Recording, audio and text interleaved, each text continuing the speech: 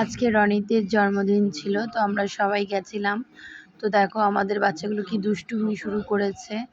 Cake কাটবে তার আগেই কেক নাচ গান শুরু করে দিয়েছে ওরা। খুবই দুষ্টু তো আমাদের বাড়ির সব কটা। রিতম তার তুলনায় খুব কম, যে যার মতো কেক কেটে নিচ্ছে, যে যার মতো আনন্দ করে যাচ্ছে। যার জন্মদিন সে শুধু তাকিয়ে তাকিয়ে দেখছে। রনিত দেখো চুপচাপ তাকিয়ে তাকিয়ে দেখছে, আর আমাদের বাড়ির দুটো দেখো কী অবস্থা। সাথে রনিতও এবার যোগ দিচ্ছে। এবার রনিতকে খাবার দেয়া হলো, ভাজা তরকারি চিপস। এখানে অরিত্র গিয়ে আগে বসে পড়েছে, রনিতকে বসতে দিচ্ছে না। রনিতের কোলে অরিত্র বসে গেছে। এবার রনিত ওকে বেশ জাপটে ধরেছিল, পড়ে যাচ্ছিল দুজনাই। আমাদের অরিত্র বাড়িতে যখন খাবার দেওয়া হয় ওর জন্মদিনে কিছু ছোঁয় না, কিন্তু রনিতের জন্মদিনে গিয়ে মনে হচ্ছিল ওরই জন্মদিন।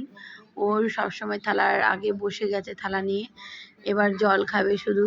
আর একটুখানি লাড্ডু ভেঙে খেয়েছে, জলই খেয়ে যাচ্ছে। ও খুব আনন্দ পাচ্ছে।